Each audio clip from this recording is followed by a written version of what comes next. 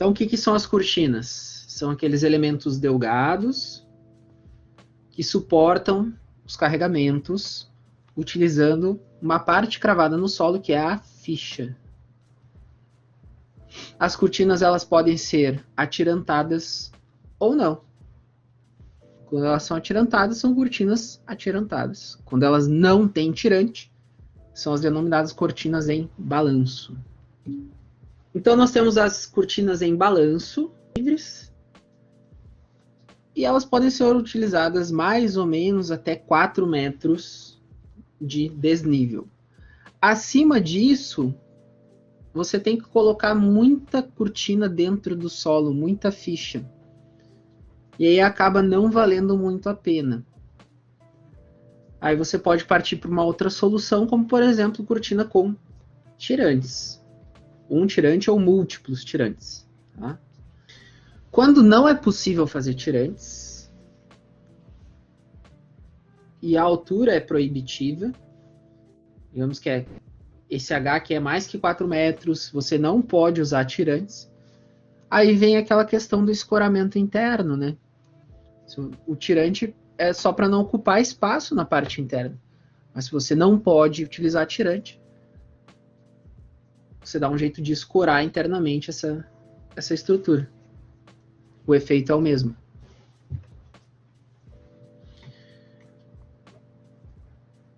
Bom, e aí nas cortinas, nós temos alguns sistemas construtivos que nós já vimos. Tem as estacas pranchas metálicas, as cortinas diafragma, as diafragma pré-moldadas, as cortinas feitas de estacas e as cortinas feitas de estacas, mas secantes. Tem uma interpolação ali entre elas. Essas aqui são estacas pranchas metálicas.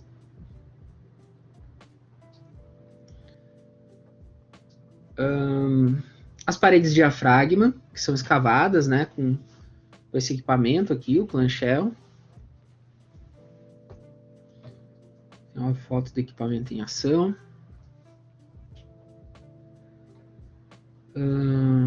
Deixa eu ver qual outro tipo que eu trouxe aqui.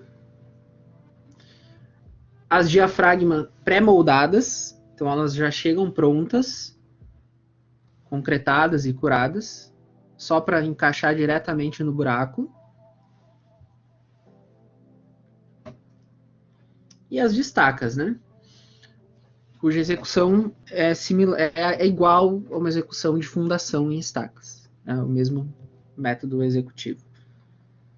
Aqui tem uma estaca raiz sendo executada.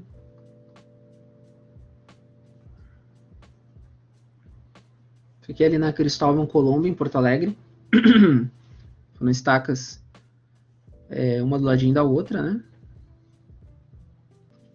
Qual que é o objetivo desse exercício, desse manualzinho, desse guia?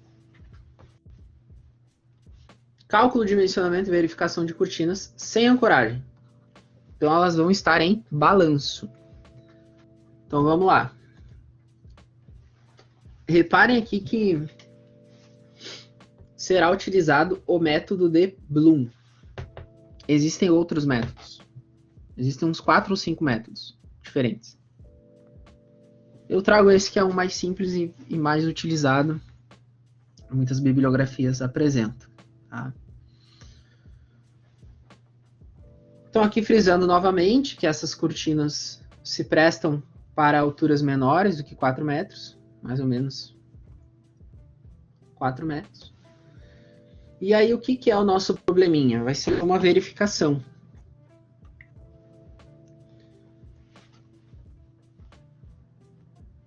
Verificar a cortina de contenção em balanço. Utilizar teoria de Rankine para o cálculo dos empuxos.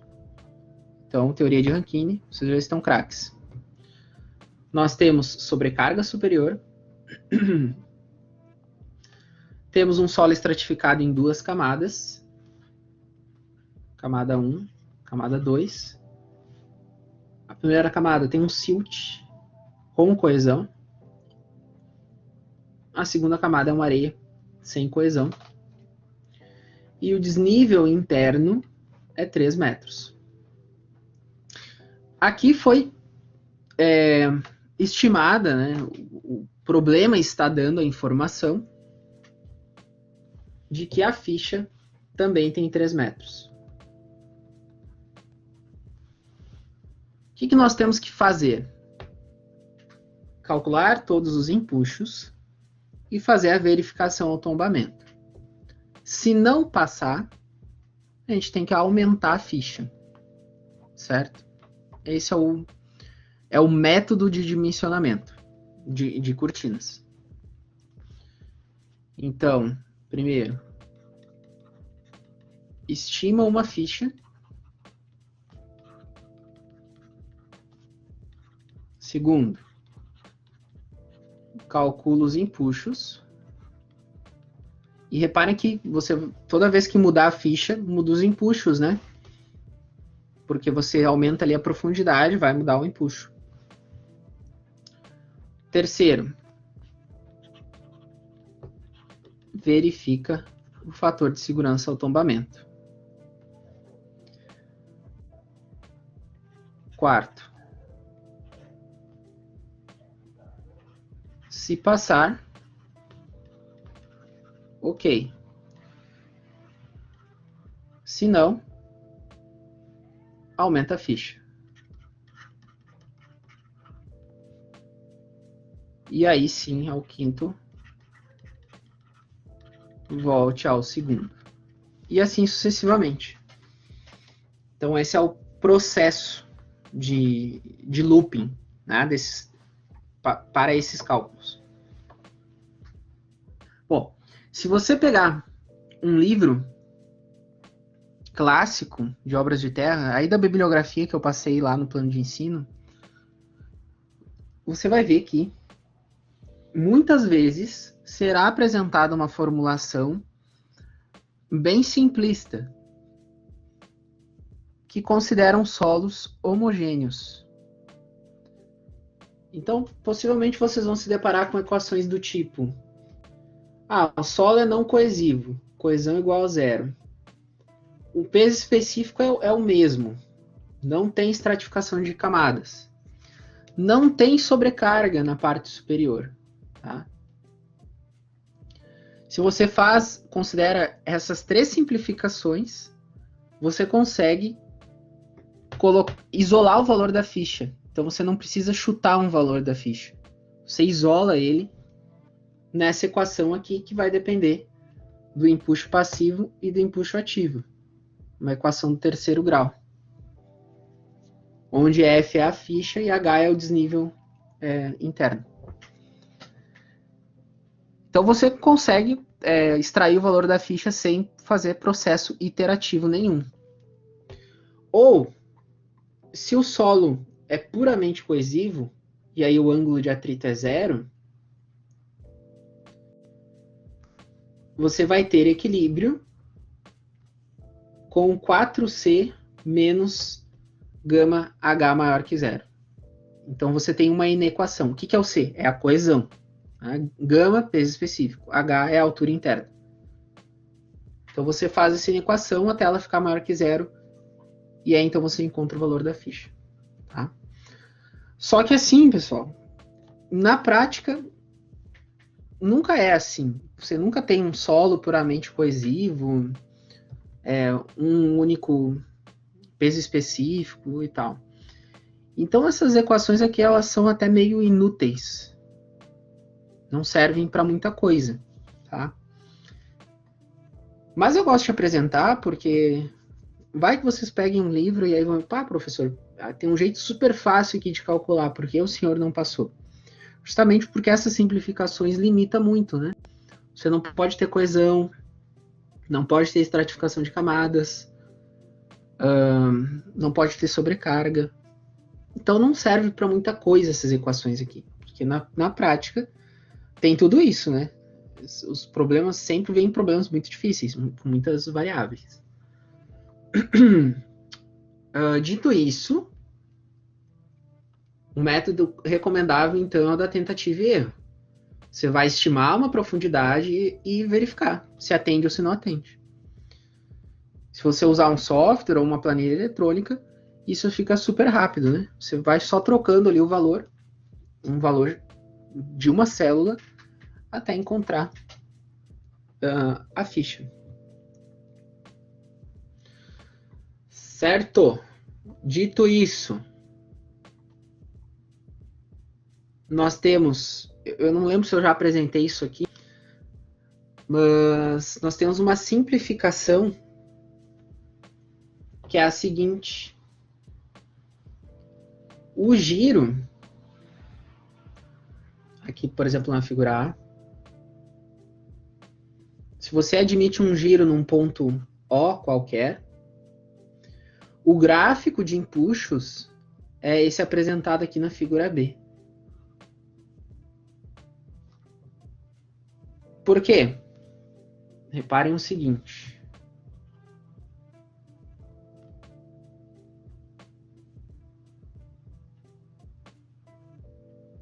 Eu tenho aqui a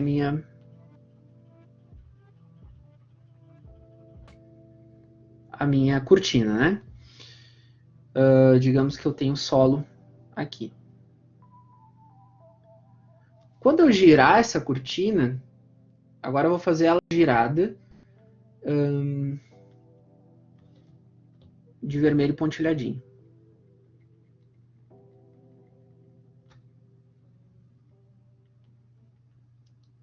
Quando eu admito o giro dessa cortina, e aqui vai ter uma leve deformação, eu exagerei muito, né? Mas para vocês enxergarem. O solo que está aqui na direita, acima da linha tracejada, ele está empurrando a contenção.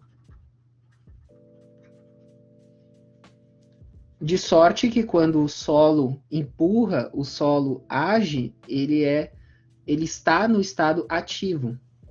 E aí nós temos empuxo ativo. O solo do outro lado, ele está sendo empurrado, né, pela contenção. A gente já viu isso. Ele é empurrado. E aí se desenvolve o empuxo passivo. Só que nesse giro todo, se você observar um pouco, aqui nessa região, a parte inferior da cortina ela está empurrando o solo também. E esse solo, por conseguinte, implicaria em empuxo passivo. Então pode ser também que você encontre toda essa dedução e essa simplificação em alguns livros, e eu trago aqui já para demonstrar isso. Na prática, o que a gente faz? Considera o giro ocorrendo na base, que é o que está aqui na figura C. Considera que o empuxo passivo está ocorrendo ali no ponto de giro, então ele não vai provocar deformação. É como se aplicasse uma força diretamente num nó. Ela já vai direto para o apoio. Não tem momento, ou seja, a alavanca é zero. E aí nós temos empuxo ativo de um lado e empuxo passivo de outro, que é o clássico, né? Nós já vimos isso lá no início da matéria. Então, eu estou trazendo à luz isso, da onde que isso sai nessa teoria de cortinas. Então, isso aqui é o nosso feijão com arroz, né? Nós estamos fazendo há muitas aulas já. Calcula empuxo ativo, calcula empuxo passivo. Faz o somatório de momentos. Então, é daí que vem, certo? Bom, então aí nós temos a zona ativa, a zona passiva.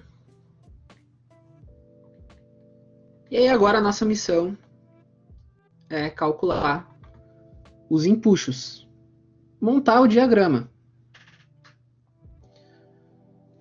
Como nós temos um solo estratificado, duas camadas, nós vamos ter dois coeficientes de empuxo ativo diferentes. O exercício solicitou Rankine. Então, eu uso a expressão clássica de Rankine. Tangente ao quadrado, 45 menos ângulo de atrito sobre 2. calculei o Ka para o primeiro solo, para o silt, e calculei o Ka da areia. Para o empuxo passivo, reparem que a areia ela tá dos dois lados, ela tá aqui, mas ela também tá aqui, né? É o mesmo solo. Então o ângulo de atrito é o mesmo. De sorte que o meu Kp, para calcular o Kp, o coeficiente de empuxo passivo, eu uso o ângulo de atrito 32. E aí eu calculei ali o meu Kp. Bom, dito isso, vamos aos cálculos das tensões geoestáticas, tensões de peso próprio de solo, maciço de solo, a nível efetivo. Que nada mais é que a tensão total menos a poropressão. Se você ainda está com dúvida em como aplicar essa equação aqui e como chegar nesses valores de tensão vertical a níveis efetivos, né? Aqui nesse caso não tem nível d'água, então a tensão total é igual à tensão efetiva. Mas se você ainda está com dúvida, eu coloquei também um vídeo lá no meu canal explicando a teoria sobre isso aqui, certo? Então tá lá, tensões em massas de solo. Procura lá o vídeo, é um vídeo rápido, com um exemplo numérico e explicação teórica. Tá explicado um pouquinho diferente do que eu expliquei aqui. Tá até mais legalzinho, por assim dizer. Então deem uma olhada lá. Quem ainda está com dúvida nisso. Bom, a níveis de tensão vertical, eu dividi o meu perfil em 3 pontos. Ponto A, ponto B e ponto C. Que é onde teremos mudança nos valores da tensão vertical. De A até B, a variação é linear, essa tensão vertical, e de B até C, essa variação tem outra inclinação porque o peso específico muda. Então, por isso que se coloca um ponto ali no B, porque muda o peso específico. E a reta de tensões, reparem, estou falando das verticais. A reta de tensões verticais, ela muda um pouquinho. Tá? Depois, evidente, a nível de tensões horizontais, porque tem a troca de material, e aí o gráfico não é mais assim, né? Nós teremos o ponto B1 e o ponto B2, porque muda o Ka, muda o Φ, muda o Ka, e aí sim, agora um gráfico horizontal seria com essa quebradinha aqui, né? Clássica. Bom, elucidado isso, temos aqui as tensões verticais. Em A é 0, em B é 51 kPa e em C 117. Agora, nós viemos aqui para as expressões clássicas. Peso de solo, coesão, os 4 cavaleiros do Apocalipse, sobrecarga e água. Não temos nível d'água, né? Então, neste problema, a água não é um problema. O resto, as outras 3, nós temos. Então, a tensão horizontal total é o somatório das 3. E aqui nesse exemplo, não temos água. Aplicação direta das fórmulas. Não tem muito o que comentar aqui. No ponto A, nós temos coesão, 2 kPa. Então, teremos aqui um valor de coesão. Deu menos 2,55. Aqui no lado ativo, a coesão ela tem um sinal negativo. Sobrecarga, 2,03. O total é o somatório dessas duas. Reparem que o total aqui deu um valor negativo, né? Menos 0,52 no ponto A. Se eu fosse montar um gráfico com menos 0,52, gráfico de empuxos, tá? Empuxos. Não, gráfico de tensões horizontais. Tensões horizontais. Ponto A. Se eu fosse montar um gráfico de empuxos, eu ia começar com um valor negativo aqui, né? Menos 0,52. Aí eu dividi o B em dois, né? B1 e B2. Pego o K de cima e o K de baixo. E a coesão de cima e a coesão de baixo. Em B1 nós temos a horizontal total 20,19. Então eu viria até o B1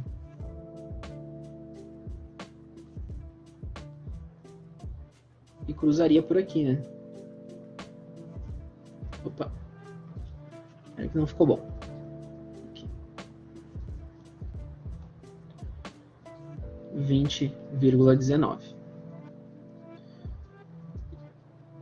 E aí no B2 tem a troca do material, troca o Ka, troca o Φ, não tem coesão, vai a 17,20. Então, eu sairia daqui para 17,20. Pessoal, eu comentei com vocês brevemente em outra aula, mas agora eu vou reforçar. Se eu desenhar o nível do terreno aqui, observa-se como um fenômeno de solos coesivos aberturas, fendas de tração na parte superior. É como se abrisse umas fissuras no solo. Ele se retrai e abre. E aí esse solo ele fica passivo à infiltração da água.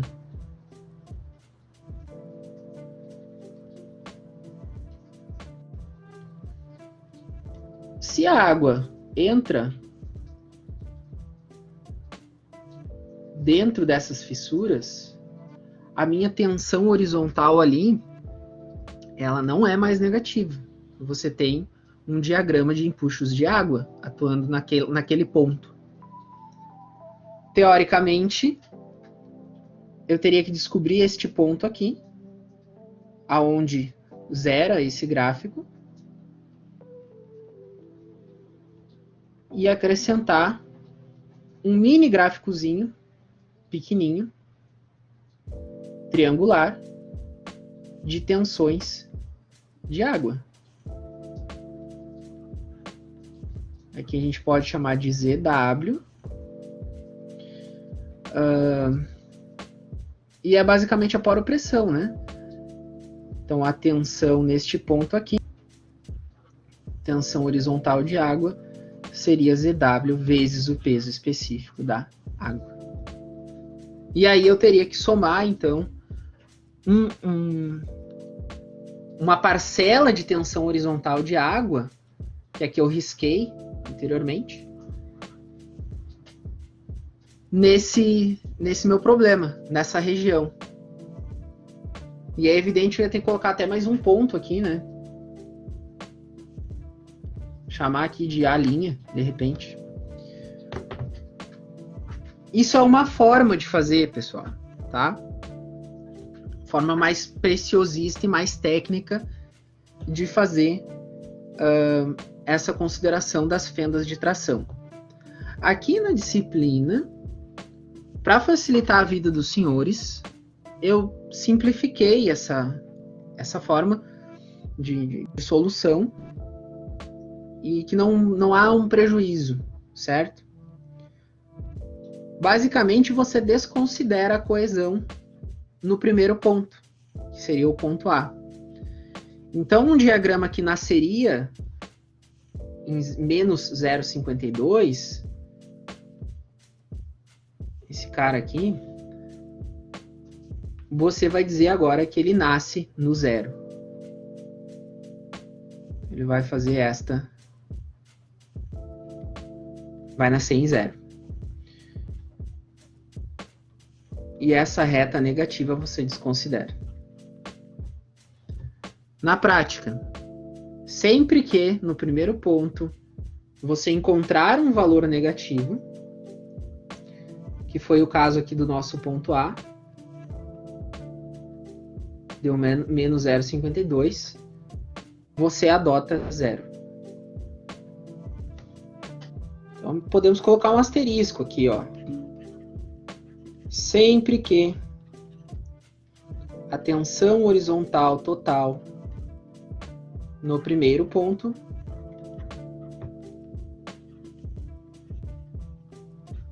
for negativa, adotar zero.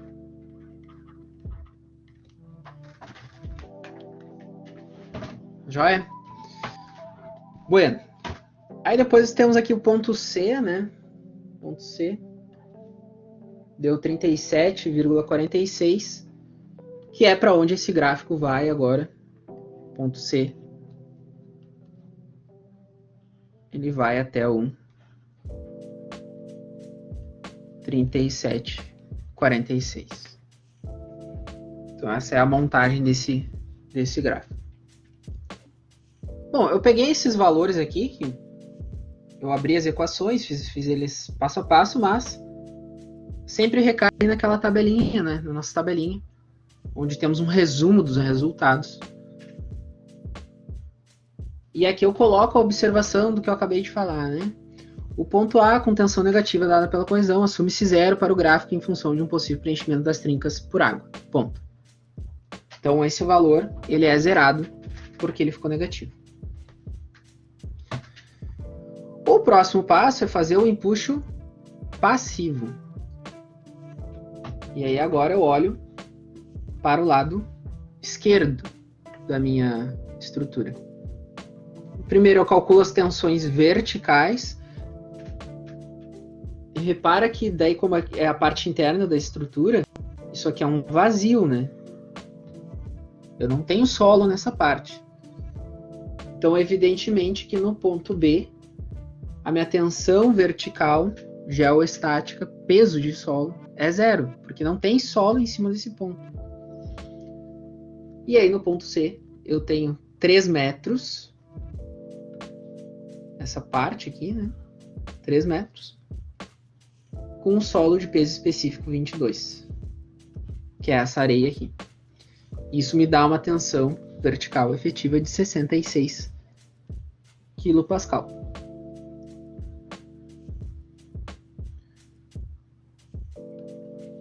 E agora eu aplico aquele conjunto de 4 equações. Não temos o peso de água, não temos sobrecarga interna. Aliás, nunca se considera essa sobrecarga, a menos que ela seja fixa para o resto da vida útil.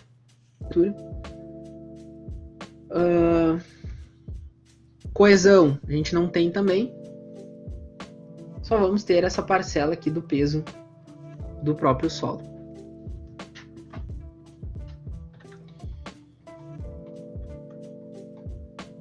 Então, no ponto B é tudo zero, nosso gráfico é zerado. E no ponto C, então, a gente pode fazer esse desenho.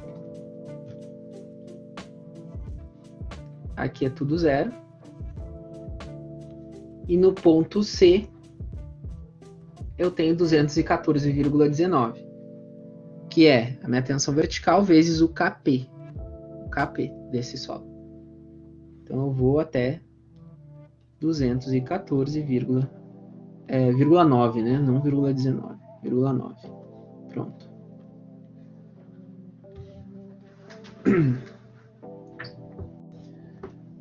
Preenchi a tabela também, tranquilinho. E aí eu tenho aqui o gráfico clássico dos empuxos. Zona ativa, zona passiva. que eu tenho que fazer agora? Áreas, né? As áreas das figuras, ponto de aplicação em relação à base, em relação ao ponto C, que é onde vai ser dado o giro. Vou grifar novamente, cuidado nos cálculos das figuras.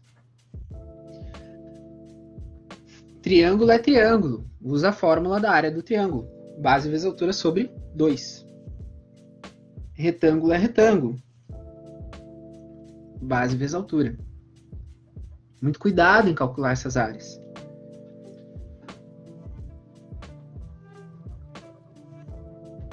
Pois bem. As áreas, eu tenho aqui dois triângulos e um retângulo, né? No lado ativo. São 3 áreas. O somatório delas vai me dar o empuxo ativo total, 112,28. O ponto de aplicação é pelo equilíbrio, né? Fazemos o equilíbrio. Encontrei aqui 2,04. Para o empuxo passivo, é só um triângulo, não tem coesão, né? Geralmente é a coesão que deixa um retângulo, faz eu dividir num retângulo, mas não tem. Então, é só esse triângulo. A área desse triângulo me deu um empuxo passivo de 322,04 e o ponto de aplicação é a própria altura sobre 3, que é 1 metro.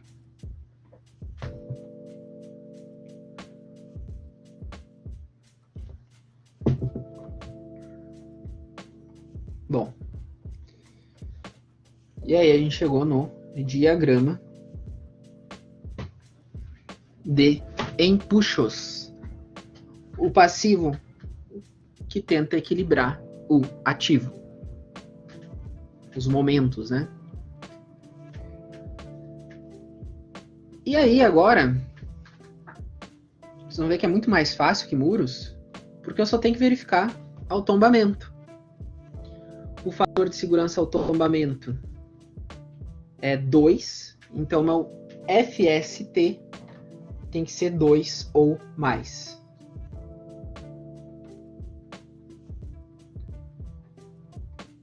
E aí, como é que eu calculo isso? Momentos resistentes dividido pelos momentos instabilizantes. Simples, né? Quem são os resistentes? Ora, o momento resistente é o meu empuxo passivo vezes o ponto de aplicação. E os meus instabilizantes é o empuxo ativo vezes o seu devido ponto de aplicação. Que é justamente o que está aberto aqui nessa equação. Que eu estou grifando em amarelo. O resultado dessa equação aqui deu 1,41.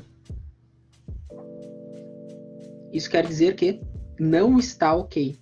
É menor do que 2. O que eu tenho que fazer? É o que eu falei no início da aula. Aumenta a ficha e calcula tudo de novo. E vai aumentando até que esse fator de segurança seja 2. Ou um pouquinho acima de 2, né? Por que muito perto? Porque daí fica uma estrutura mais econômica, né? Você não quer um fator muito acima. Você está jogando dinheiro fora. Aqui eu coloquei 2 opções, né? Você pode aumentar a ficha, que é o que nós vamos fazer aqui hoje, ou projetar tirantes. Como não faz sentido eu ir aumentando aos pouquinhos, e a gente calculando 1 milhão de vezes, eu já trouxe aqui o valor da ficha, o valor certo. Como que eu cheguei nele?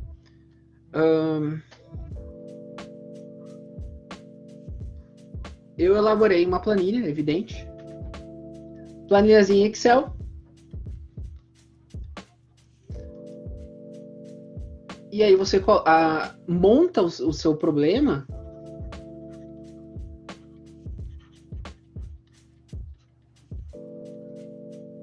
da seguinte forma. vai ter uma célula com o fator de segurança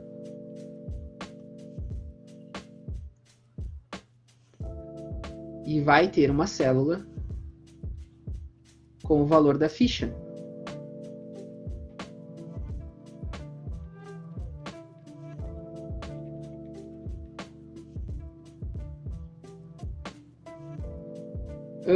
O que você vai fazer, né? Vai usar a função atingir meta.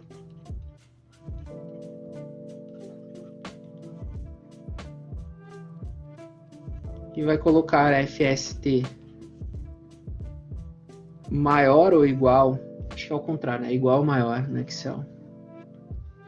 Igual ou maior que 2. A célula FST variando a célula ficha. Foi exatamente assim que eu fiz. Só que o problema é que tem que estar tudo bem condicionado, bem escrito, né?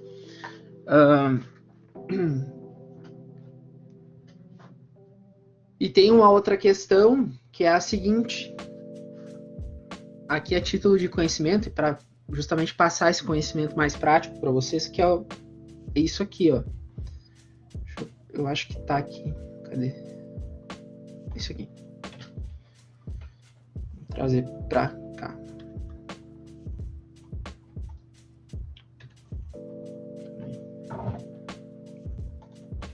Pronto. Você vai ir aumentando a ficha e aumentando e aumentando. E nesse sentido, você está sempre utilizando esse peso específico aqui, ó, 22 kN por metro cúbico e este ângulo de atrito. Porque você está considerando que aqui para baixo é tudo essa mesma areia, né? Na prática, quando você tem um perfil geotécnico, não é bem assim. Se você pegar um perfil, um SPT, sei lá, disso aqui, tudo bem, vai chegar aqui, vai ter o silt, vai ter areia. Só que esta areia, com essas propriedades, ela vai mais um pouco, ela não vai infinitamente. Ela vai mais alguns metros. E aí depois você tem geralmente, troca de material. E daí depende, né, da onde que é e que tipo de solo é. Mas digamos que você continua sendo areia. Você teria uma areia mais compacta, porque tem mais peso em cima dela. Areia mais compacta. Uma areia mais compacta tem um peso específico maior e o ângulo de atrito é maior, o que é uma coisa muito boa, né? Quanto maior o ângulo de atrito, melhor. Então, se você for fazer isso na prática, tem que ficar ligado no solo do perfil geotécnico que você tem. Pode ser que ele troque, aí muda o KA, muda os coeficientes. Não apenas o KA, mas como esse solo é responsável aqui por segurar, vai mudar o KP. O que eu quero dizer? Que daqui a pouco você tem um diagrama de empuxo passivo desse jeito aqui, ó. Da mesma forma que do outro lado. Porque muda o solo, muda o KA, muda o KP. Então tem que ficar esperto com relação a isso. Ficar sempre ligado no perfil que você tem, o perfil geotécnico que está sendo usado. Tá? Bom, dito isso, eu utilizei então... Opa! Pronto. Utilizei um Excel, montei esse problema ali, botei atingir meta, FST igual a 2, variando o valor da ficha. Perfeito. Eu encontrei uma ficha de 3,8 metros. Então, no mínimo, eu preciso de 3,8 metros. Eu tive que aumentar ali 80 centímetros, né, na ficha, basicamente.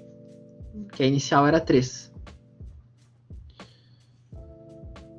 Aqui eu coloquei o resultado das tensões em forma de tabela. E aqui fica um exercício para vocês.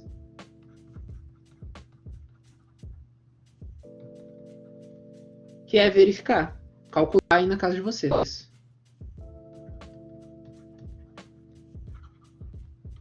Faz à mão, faz numa tabela, mas aqui é uma resposta, um exercício pronto para você praticar, tá? Bom,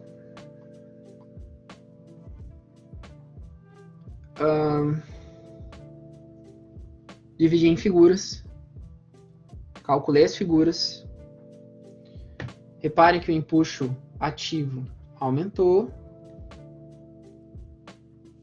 reparem que o empuxo passivo aumentou um monte, porque o KP é muito maior do que o KA, né? Então, se você aumenta só um pouquinho o KA, você aumenta um montão o KP. Por isso que faz sentido usar cortinas. Se o KA fosse igual ao KP, nunca haveria equilíbrio, né? Se você parar para pensar. Calcula os novos pontos de aplicação e o nosso novo diagrama. Empuxo ativo com seu ponto de aplicação, empuxo passivo com seu ponto de aplicação. E agora é só verificar o tombamento. É uma única equação, que é justamente essa aqui. Deixa eu copiar aqui e colocar do lado, para a gente montar ela juntos.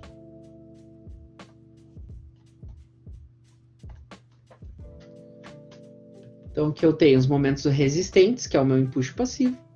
Então, eu fiz EP vezes o Y, seu devido ponto de aplicação em relação ao ponto C. E os instabilizantes, que é o meu empuxo ativo vezes o seu ponto de aplicação, o seu Y. Como eu usei o atingir meta, isso ficou cravadinho, né, em 2. Deu 1,9999999. Ficou exatamente em cima do 2. Um outro detalhe é que essa medida aqui, né, 3 e 8. Não faz sentido você dizer que uma ficha é, por exemplo, 3,74. Sei lá. Não faz sentido isso, né? Por quê? Porque não dá para executar 3,74, né, pessoal? Pensa que é um equipamento grandão, ou é uma estaca que está sendo perfurada, um clanchel gigante. Você não tem como controlar nesse nível as medidas. Então, coloquem sempre... eu uso múltiplos de 5, né? Mas, dependendo, não está errado utilizar múltiplos de 10 como um fator de segurança, mais 5 ou menos 5, sabe? Então, pensem sempre na hora de executar, na hora da obra. A nível de projeto, é necessário fazer um ajuste final. Como assim? É justamente o método de Bloom, e é o que o método de Bloom, que é um método muito simples, é o que ele nos orienta. A ficha de projeto deve ser igual a 1,2 a ficha de cálculo. Então, a nossa ficha de cálculo, que é esta daqui, 3,8, tem que ser majorada. Então, o que acontece? A nossa ficha de cálculo deu 3,8 metros. A ficha de projeto vai ser igual a 1,2 vezes 3,8. Professor, isso é um fator de segurança? Não. Não é um fator de segurança. É um fator de acréscimo na profundidade para garantir o engaste. Não é um fator de segurança. É um acréscimo na profundidade que garante a hipótese de engastamento perfeito. Lá da resistência dos materiais, né? Se você lembrar. Você quer garantir o engaste perfeito, porque você usou um modelo estrutural que tem um engaste na base. Você tem que garantir que isso acontece de verdade. Então, para garantir o engaste perfeito, o método de Bloom orienta multiplicar o valor da ficha por 1.2. E aí, no nosso caso, então, a ficha de projeto é em torno de 4,56. Né? Como eu falei para vocês, as medidas, né?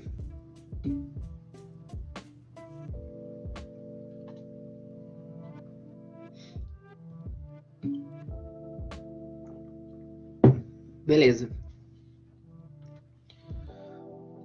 Quando a gente faz aqui essa conta, 1.2 vezes 3.8, isso aqui vai dar 4,56 metros. Só que você não vai mandar isso para a obra, né? Não é uma medida executável, execuível. Você majora aí múltiplos de 5 ou de 10 a seu critério. Então eu coloquei aqui ela para 4,60.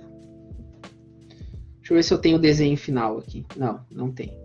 Bom, então justamente o desenho final, o projeto final, você mandaria para a obra uma seção transversal e essa cota aqui não mais 3,8, mas sim 4,6 metros. Esse seria o corte de projeto. Pessoal, a aula de hoje é isso, tá?